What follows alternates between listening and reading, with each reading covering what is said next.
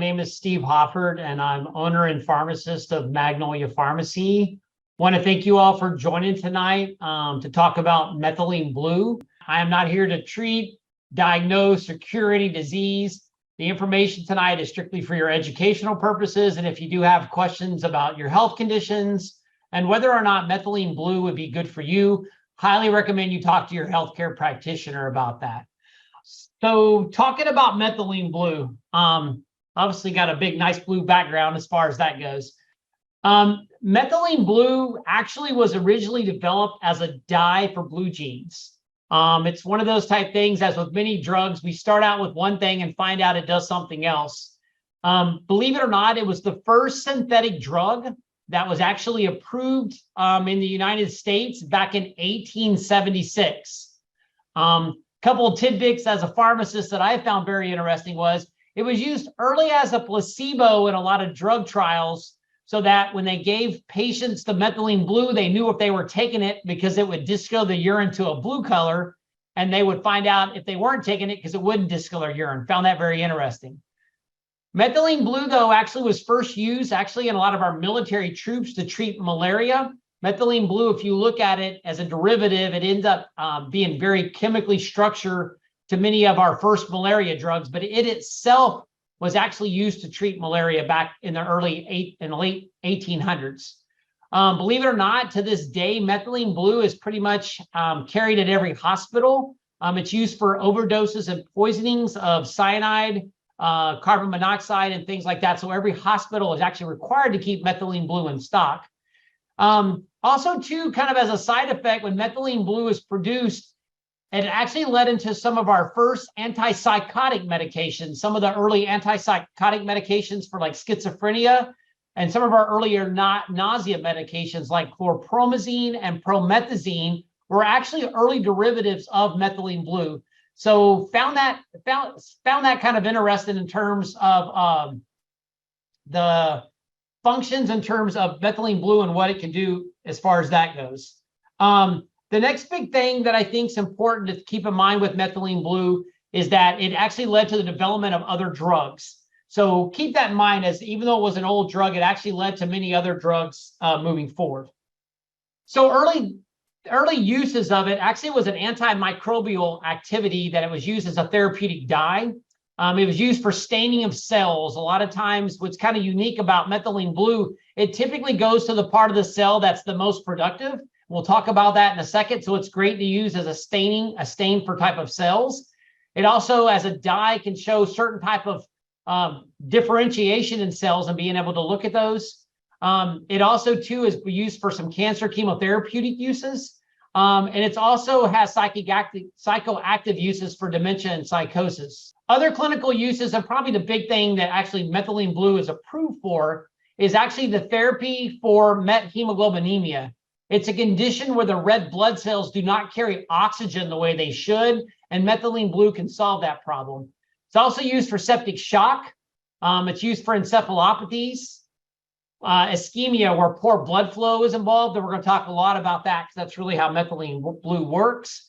Used for malaria, it's actually making a comeback. Some of our malaria drugs have lost some of their potency, and it's been actually added back in some of the malaria regimens. Also for surgical stainings, I know if there's certain bladder procedures and certain that are done in hospitals, then methylene blue is used for a dye. Now, one of the things to keep in mind about methylene blue, actually it was part of an old urinary antiseptic that we actually, when I first became a pharmacist, it was kind of a product that was used for bladder urinary antiseptic for chronic urinary infections or chronic spasms of the bladder. Can't even talk. So those are just some of the clinical uses of methylene blue outside of what we will discuss in tonight's presentation. So let's kind of break down and let's talk about methylene blue and its effects. It all starts with the mitochondria. If you look at methylene blue and what it does, we're going to talk a lot about the effects of the mitochondria. And if you go back to your science days, we'll talk about a cell. It's got a nucleus, it's got the endoplasmic reticulum, and it's got different types of parts of the cell. But the mitochondria, if you remember, goes back to the days where we learned in school, it was the powerhouse of the cell. It's where the body generates its energy and it makes ATP. If you think of ATP is basically the currency of the body. It's what the body uses to carry out all functions. And without ATP, we wouldn't live but a matter of seconds, we would die. And our body is constantly producing this. And mitochondria are all throughout our cells. Some cells in the body have 1 or 2 mitochondria. Certain parts of the body, for instance, like our central nervous system, our brain, has thousands of mitochondria per cell because the energy requirement to keep our brains alive and thinking and functioning is very large. So that's the main function of our mitochondria. Keep in mind, though, too, in the process, you think of anything in life, when you make something, i.e. make energy, which a mitochondria do, we produce waste products, and those are called reactive oxygen species.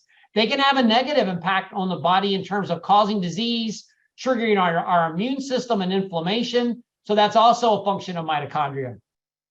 Mitochondria, though, in addition, can do things like regulate our amino acids, regulate metabolites.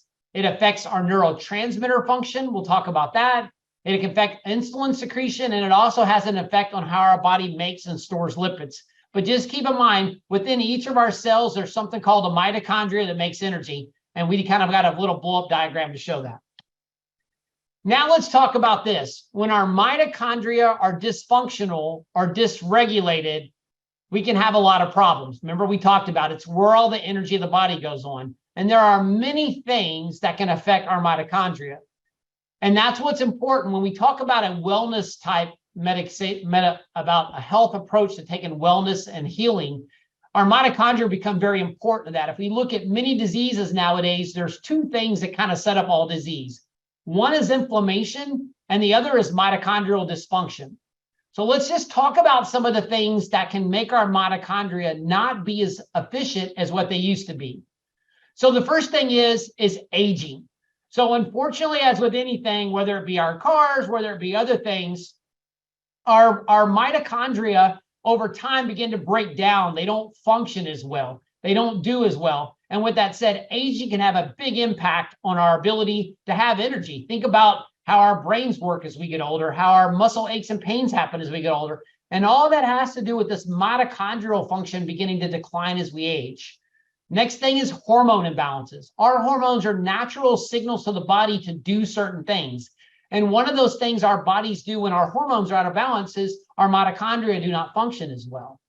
The next thing is our thyroid. If you think in terms of your mitochondria is where energy is made, metabolism happens. Well, thyroid is one of the hormones that drives that process. When our thyroid is dysfunctional, our mitochondria are dysfunctional. Poor nutrition and diet.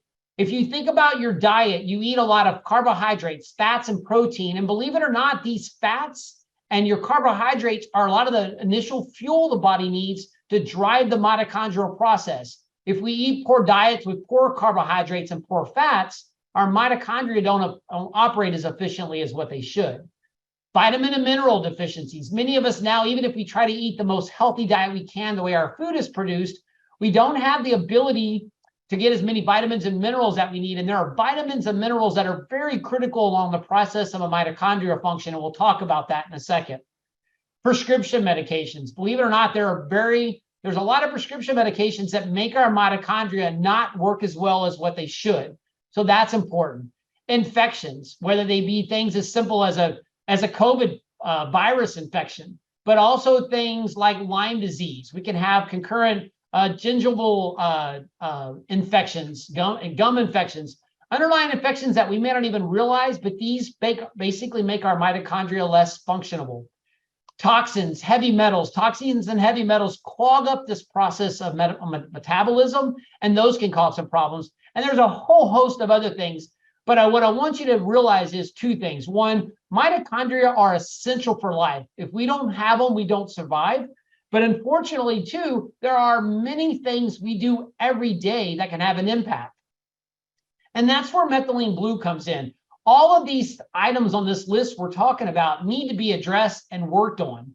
But we also want to look at what are some other things that may allow our body to have functional, high-performing mitochondria while we're working on these other things that may allow us to have success and help with the energy production in the body. Well, guess where it comes along? That's where our Methylene Blue comes along. Because what we've learned is all of these conditions here, and you can see there's a whole host of them. Some of these are medical conditions, and some of these are just symptoms, from arthritis to chronic illness, dementia, diabetes, hearing loss, hypoglycemia, migraines, neurological conditions. All of these conditions can be related to poor functioning mitochondria. And like we talked about, every cell in the body has those. Every cell in the body has to produce energy. And if we don't produce energy properly, basically the cells can't function right.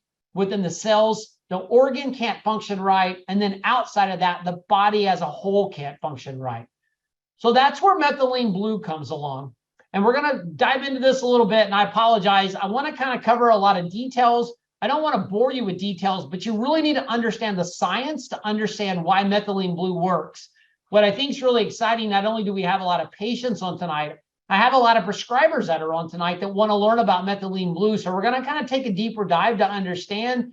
Really, once you kind of look at it, it's not that complicated, but just to kind of understand.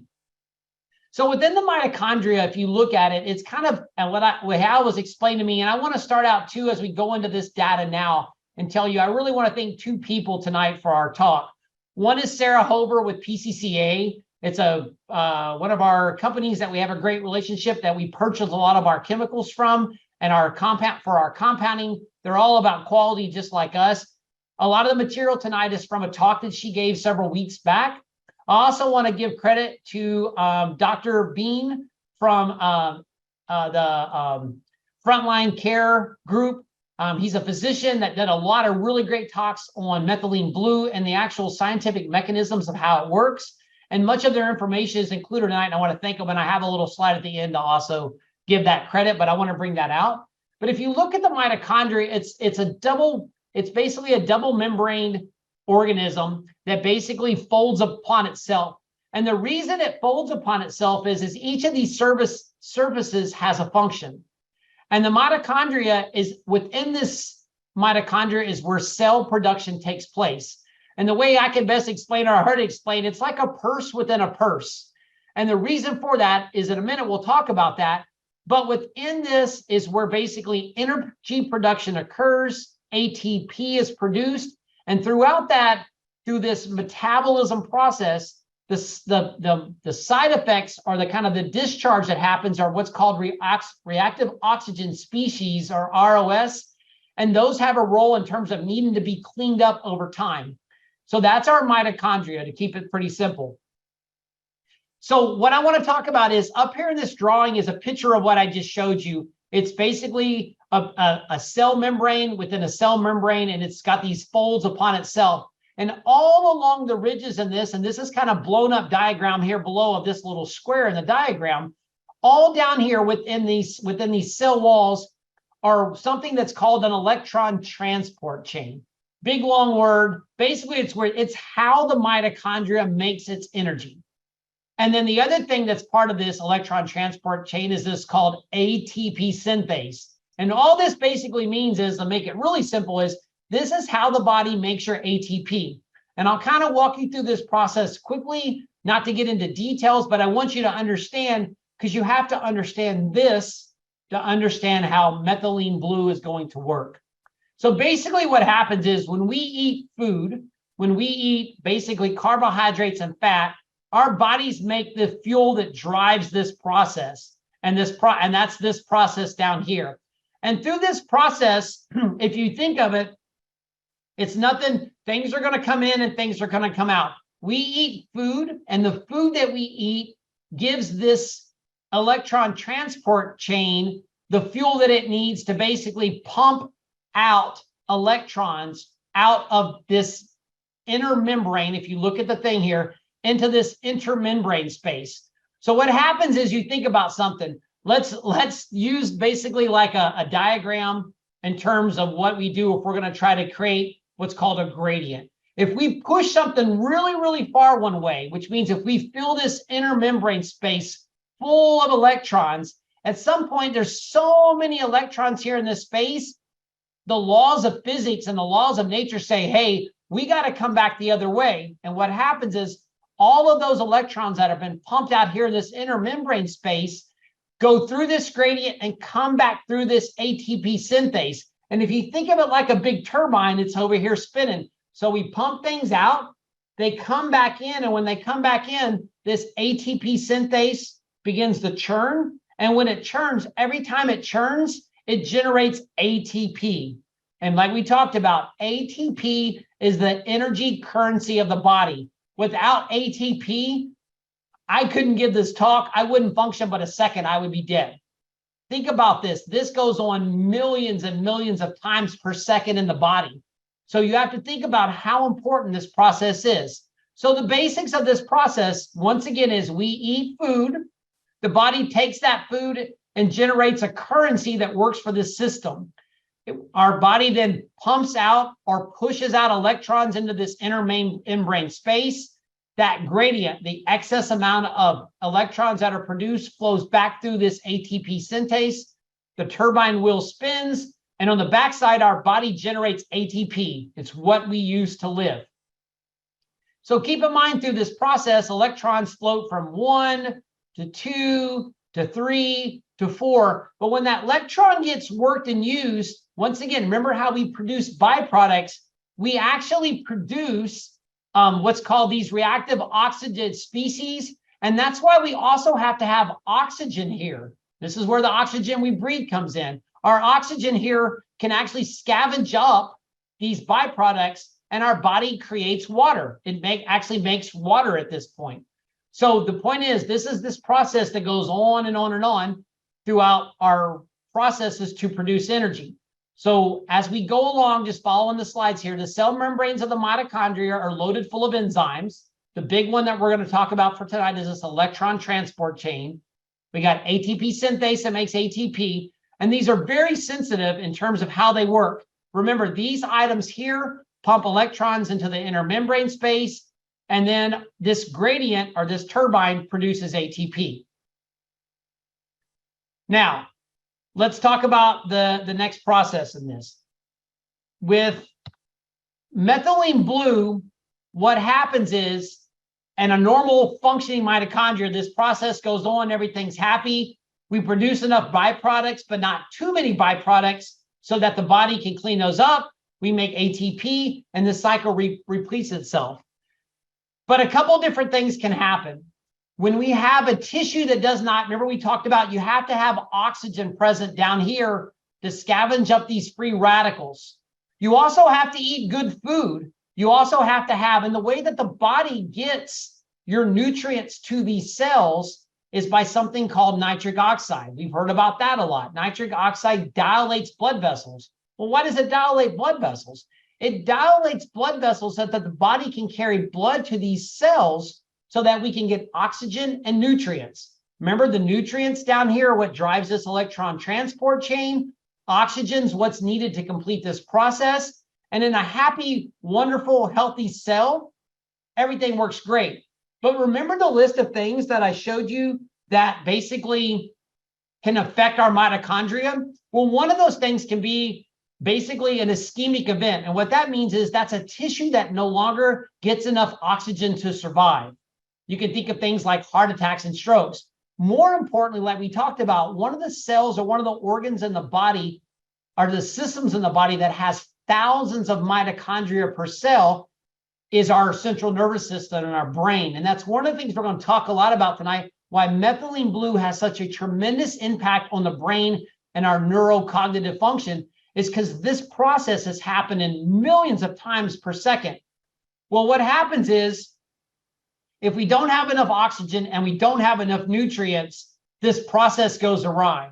And what's really kind of scary about this is when this process goes awry, the body kind of goes in a stress mode. And this stress mode does two things. These byproducts, if this process happens and we don't have enough oxygen, the body actually will begin to leak out these waste products, these reactive oxygen species. And unfortunately, in the body, they have a really negative effect. They cause our proteins to get misfolded. They send a signal to our immune system saying, hey, immune system, my mitochondria, this cell isn't functioning very well, and you may need to come clean me up. And actually, the body may actually then send a signal and go take and eat and destroy that cell. Well, as we talked about, some of these are our brain cells. We don't want to lose those. And that's the important part, that can happen if we don't have enough oxygen.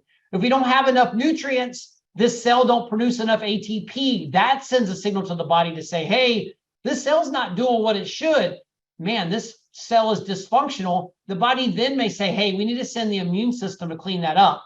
So these are just some things that go on in the system on a regular basis. Now here comes methylene blue. Methylene blue comes in and does a couple really, really unique things. So in a case where we don't have enough nutrients to feed the cell, or in a case where we don't have enough oxygen to basically fix the cell and help it do its own thing in terms of getting rid of some of the byproducts, methylene blue comes in and does three really unique things. So the first thing methylene blue can come in the absence of nutrients, that's in the absence of carbohydrates and fat, which are the feeders for this electron transport chain, methylene blue can come in on its own and donate electrons. That means give it the fuel to pump out the electrons into that intermembrane space and still create the gradient, even if it doesn't have the nutrients to do so. So in an oxygen-derived tissue, no nutrients, methylene blue can actually allow the body to still allow this process to happen, even if it doesn't have the nutrients. That's the first thing methylene blue can do. The next thing that methylene blue can do is when it comes into the cell, it actually has the ability to come in here and scavenge up even more oxygen. And what did I say a while ago? No oxygen, we got problems.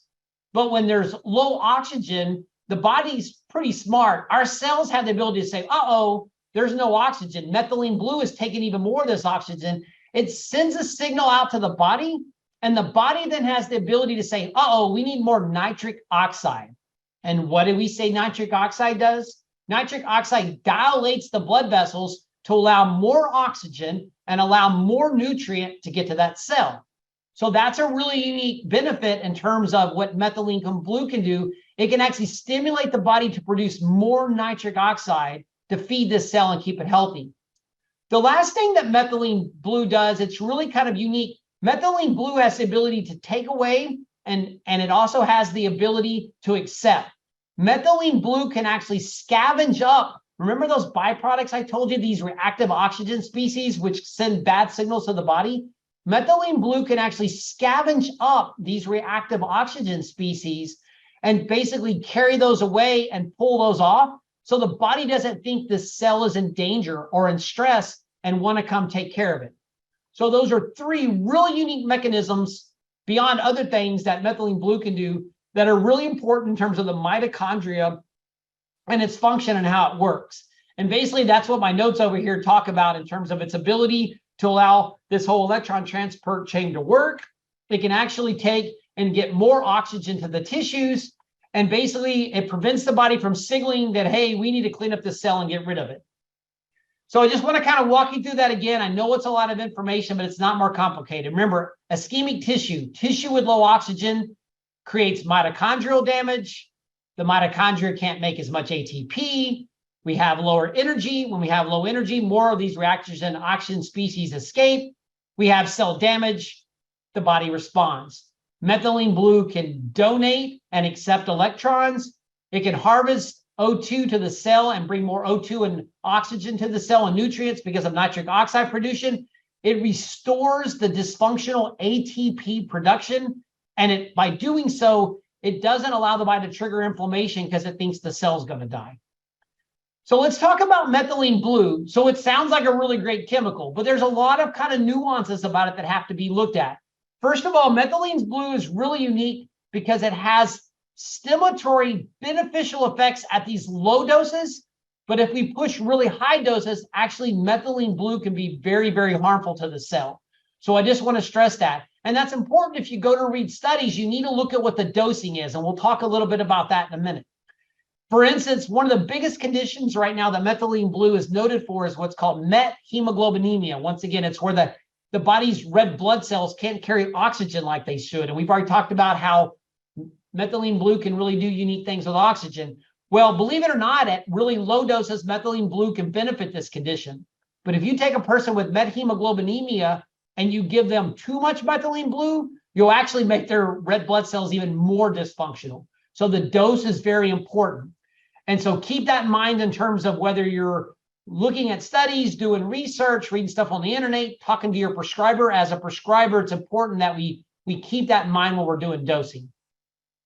So what are some other properties of methylene blue? Believe it or not, it's kind of unique. Methylene blue is what it is. It is actually blue. I'll show you at the slide at the end, but it is deep blue. But what's really unique is when it begins to do some of its property, that means donating electrons, helping with oxygen, it actually goes to colorless. It's kind of unique in that sense. So keep in mind, it's that colored dye aspect is what actually allows it to be a dye. If it didn't do what it does, it would never go to the white state, but it's through its process of working is when it changes colors. Methylene blue is what's called hydrophilic and lipophilic. That means it loves water and it loves fat. And because of that, that's what allows methylene blue to have the ability to cross from your gastrointestinal tract, get absorbed in your system, but cross that cell membrane to get within the cell. The other thing is it's a very small molecule, which that's why allows it to get what's called past our blood-brain barrier. Our body has a natural barrier to protect our brain from a lot of things. But methylene blue has such a small size, it actually can cross that blood-brain barrier. And that's why it's so effective to treat a lot of conditions regarding the brain. Once again, methylene blue reduces those reactive oxygen species. And therefore, like he said, methylene blue has the potential to protect cells against oxidative stress. That means situations where the body needs more oxygen, but it can't get it, that cause a lot of those medical conditions that we talked about on the slide. So now I'm going to kind of go into some studies that are in the literature. That's what's really unique. I did a PubMed search of just articles in 2023. PubMed is basically our go-to source. It's like the old days. We always have to go to a big medical library. We can now go to PubMed, and PubMed puts out reviews and abstracts of all of the clinical literature that's out there in the world right now. And this is, like you said, worldwide. There have been over almost 2,000 journal articles on methylene blue just in the last year. So methylene blue is really taken off. But I want to talk about some specific conditions with the methylene blue, and then we'll get into some of the basics of dosing in that. But methylene blue, first of all, has been shown to be very unique in COVID. And one of the things it does, like we talked about during COVID, our bodies we found out during COVID, the body can be very and beneficial in terms of protecting itself with if you have adequate amounts of zinc on board. Well, methylene blue actually allows the zinc to go into the cell, one of the benefits. Methylene blue actually also interferes with the ability or helps with the ability of zinc to not allow the virus to replicate itself. And so that's important. Methylene blue also has the ability to lower the pH within the cell, and it prevents the virus itself, what's called uncoating, or allowing it to kind of start the process to take over our own cells. And methylene blue also has the ability to bind the viral spike protein and prevent it from actually entering the cell itself. So these are just some things in an article I found very interesting, how methylene blue can be helpful for people with COVID. One of the really unique things about methylene blue, this was a study done with cancer patients who just happened to be doing methylene blue at the same time the COVID pandemic happened.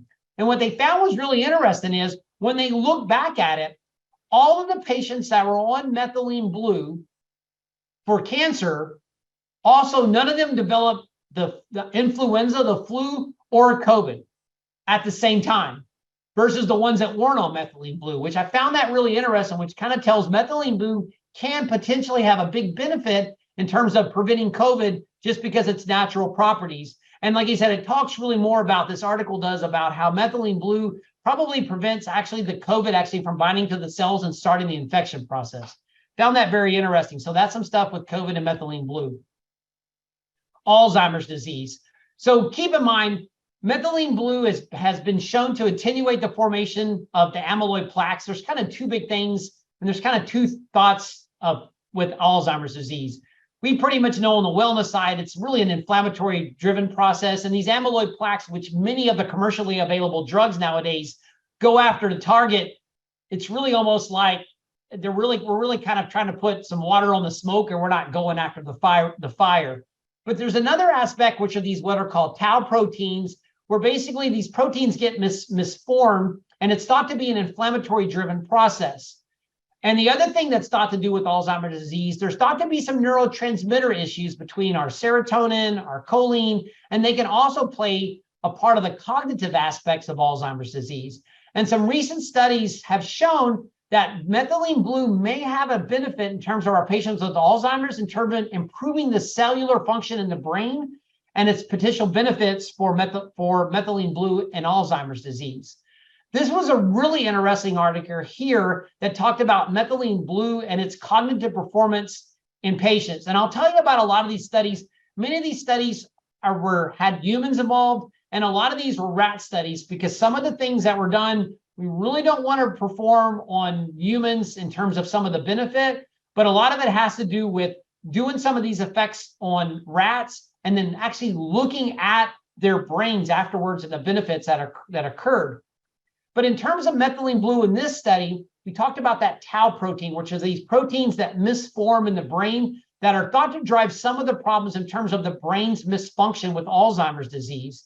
And methylene blue actually inhibited this tau phosphorylation, which actually prevented these some of these microneural tangles from forming.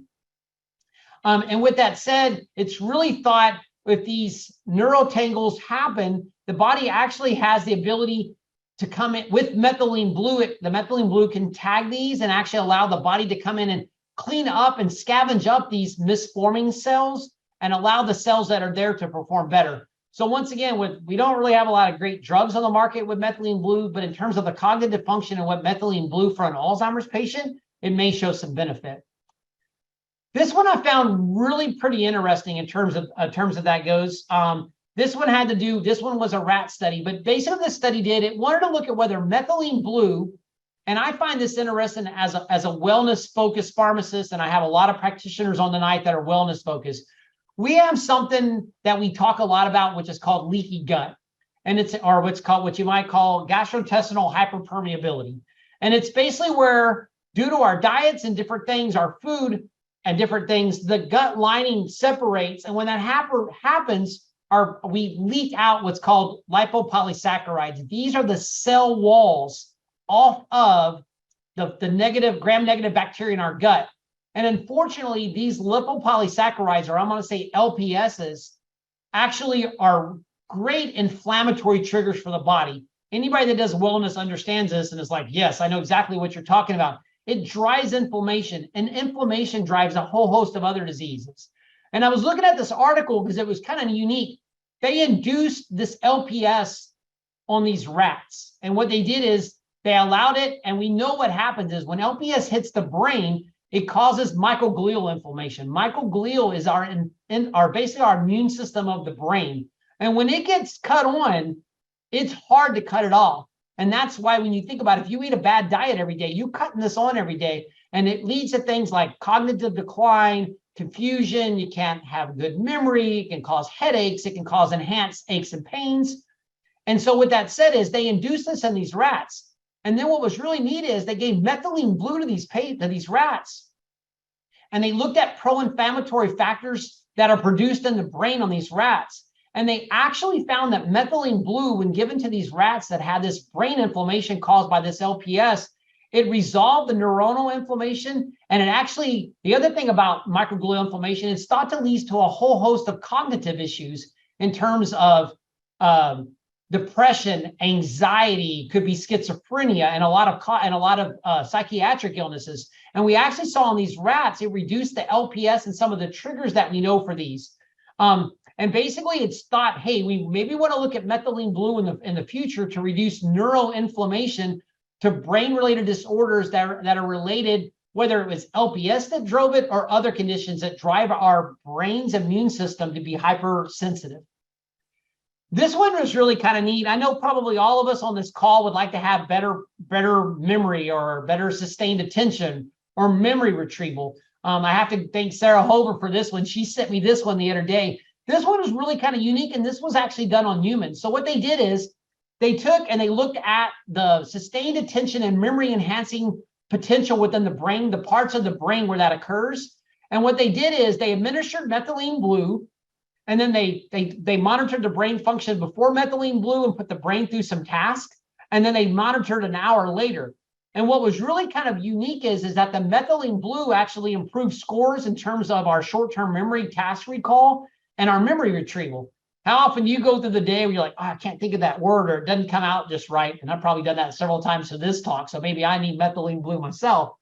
But what was really kind of unique about it is methylene blue was actually able to increase the functional, the magnetic resonance imaging in the brain of the areas that get used during the processes in terms of attention and memory. And so once again, I don't want to oversell it. Once again, I'm not here to make it anything more than what it is, but it is something. And I have talked to some people that are patients and actually friends of mine that are using low-dose methylene blue. And that's what they're saying. It's like my memory and my recall has gotten a lot better. And these are really low doses, and we'll talk about that in a minute. But we've seen that with a lot of patients, and I've heard that from several that have been on methylene blue. This was an awesome paper on methylene blue and anti-aging. Just want to talk about things we've already talked about: the oxidative metabolism in the brain, how it benefits, helps with mitochondrial dysfunction. It's also thought it may kind of help slow some of the brain aging processes. It actually showed to be beneficial in terms of protecting our skin. We've kind of talked about, can you have the ability to compound some skin products? It actually shows the ability to stimulate fibroblasts. One of the first things happen if you have a wound, for the wound to heal, fibroblasts have to go in and start laying this structure to basically allow a wound to heal. Methylene blue has been shown to stimulate fibroblasts to help with the healing of wounds. That was something in this study. A couple other studies I just want to bring up: Lyme disease. Not so much for the treatment of Lyme disease, but some of the persister activity. That means the conditions that hang on after Lyme disease, all the conditions, neurocognitive stuff, poor memory, fatigue, aches, pains, all of those type conditions. There are some studies about using methylene blue for that. Depression. This is when we talked about that neuroinflammation aspect in depression, but also keep in mind, methylene blue is actually what's called an MAO inhibitor. That's an enzyme that breaks down a lot of our enzymes that break down serotonin, that break down different enzymes and our neurotransmitters in the brain that affect our mood. So one of the neat things about that is methylene blue can actually been shown to help with depression. And it could be because of the neuronal inflammation reduction, but it also could be because of this monoamine oxidase inhibition. We've already talked about COVID. We've already talked about anti-aging. We've already talked about the neuroprotective effects in terms of how it saves the brain. There's actually a really cool study about patients with cancer who have a lot of oral mouth pain and a lot of inflammation, that an oral rinse of methylene blue reduces that pain rather dramatically with very minimal side effects. We talked about how it can help with wounds. Keep in mind, it's also an antiviral, antifungal. There's a study right here showing about using methylene blue to help treat nail fungus. So we've talked about a lot of benefits, but let's also be realistic. With every drug, there's pluses and minuses, but let's talk about some of those now. So like we talked about, it can prevent the body from breaking down serotonin. So we have to be very careful if we use this in patients who have who are on what are called SSRIs. That's like your sertraline, fluoxetine, Prozac, those type things. SSNRIs, things like venlafaxine. So we have to be super careful when we take those drugs, because we can potentiate something called serotonin syndrome. We also have to be careful with an interaction with a drug called dapsone. Actually, that's used some in Lyme's disease. It can affect the levels. We also have to be careful with dosing in terms of severe renal insufficiency and hepatic insufficiency. Granted, we're talking very low doses. The risks are minimal, but we have to be conscientious of that. It can be harmful to neonatals. It's actually a teratogen to pregnant ladies or females. So that's important to keep in mind. We wouldn't give it to my pregnant. You can have a true allergic reaction to methylene blue. But once again, most of the side effects we see are dose dependent and don't occur at higher doses. So let's talk about some other precautions. Remember how we talked about how methylene blue can ramp back up mitochondria, but it also has some antiviral, antifungal properties. It can create what's called a Herxheimer reaction. And that's a reaction where the body kind of goes into an immune, like, oh my gosh, what are you doing to me? It creates almost like a flu-like symptoms. And this can happen with methylene blue. That's why we need to kind of start out with lower doses and work up slowly. Methylene blue, actually, believe it or not, can increase a serotonin toxicity with hydrocodone. We need to be careful with that. Methylene blue also, just as a precaution, can stain tissue, skin, clothing, or whatever else it comes in contact with. If you're taking methylene blue orally, it gets passed to your system. We'll talk about some of the side effects. If you have a low flow toilet, I've actually heard reports of it actually can stain your toilet. So we need to keep that in mind. Also, too, some of the oral solutions, we may do it. It can actually stain the teeth. It's important to have good oral hygiene, brushing and flossing regularly, and that can prevent that. One of the other conditions, it's not real common condition, but there are 400 million people across the world that have the G6PD. It's a certain enzyme where the body can't break down certain things. For these patients, methylene blue is not a good choice. I know like 23andMe and other genetic testing can find this. So just keep that in mind. It's mostly a male-related condition, but this is something we really probably don't want to use methylene blue in these patients either. So let's talk about side effects. Yeah, keep in mind, it does turn the urine blue or green. That's one of the ways you kind of know that it's working. If you take a dose over time, your urine may go to a blue, to a green. The green may occur because your urine is yellow. Blue and green makes yellow. So just keep that in mind. It can cause some mild headache. It can lead to some dizziness, some GI upset. It can cause excessive sweating. It can cause some mild burning in extremities. But most of that is seen if we do higher doses. It's not seen at lower doses. There are also the risk of allergic reactions. Once again, we don't see as many of those at the lower doses, but we do need to talk about that. This is the one thing, if I want to hammer home anything else tonight, this is what is super important and I want to get out there. Scarily, I went out and Googled methylene blue on Amazon, and you can order methylene blue all over Amazon. And I want you to understand there are different grades of methylene blue. Because keep in mind, remember, it can be used as a dye, but it also can be used as a drug. Throughout the processes, you have a chemical grade, an industrial grade, and a pharmaceutical grade. Chemical grades can have anywhere between 20 to 30% impurities. Industrial grade can have up to 8 to 11% impurities. And sadly, I think many of the products that are sold online right now are not pharmaceutical grade. They're this industrial grade. And that scares me, and I'll tell you why in a second.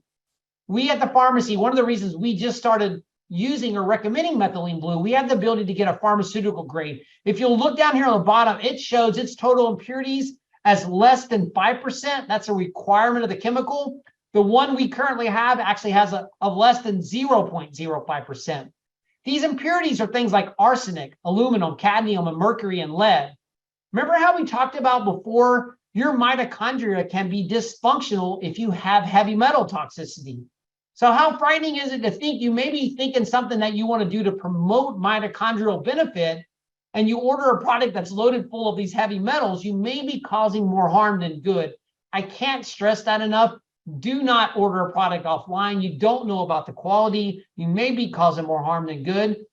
Keep in mind, lower strengths, less impurities, but we don't want any impurities. So I just want to stress that if you get anything from tonight, knowing where you get your methylene blue from. I don't want to spend a crazy amount of time on this, but I do want to talk about dosing a little bit because I'd like to get to some questions as far as that goes.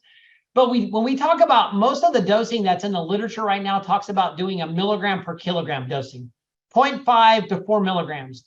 I will tell you, most of the lectures and talks I've heard use 0.5 to 1. We go with really low dosing. The doses we've seen in the pharmacy are starting as low as 5 milligrams. Believe it or not, you can get enough benefit on some of these conditions at a dose of 5 milligrams a day, up to 50 milligrams a day. It's very patient individualized. One thing I haven't mentioned tonight is a drug called low-dose naltrexone, which we do a lot of. And just like low-dose naltrexone, we do, and it is maybe beneficial. We don't got to necessarily do quite the taper that we do with low-dose naltrexone, but we do want to start low and go slow because everybody's kind of got their own unique space where they need to be at. I will tell you also too, low-dose naltrexone and methylene blue can be coupled together. Think about this as methylene blue helps improve mitochondrial function. Low-dose naltrexone reduces inflammation. Bingo. Top two things that drive the majority of disease in our country. The other thing I'll tell you too that's kind of unique is that methylene blue can be kind of that drug to go to when we tried low-dose naltrexone and we didn't move the needle. Methylene blue may be that good choice to try as an add-on, or maybe to try it to see if maybe we can help with some of the conditions that we'll talk from fibromyalgia or some of these conditions that are hard to treat. So once again, we're going to start low, work up slowly. The optimum dose, like you said, is very individualized.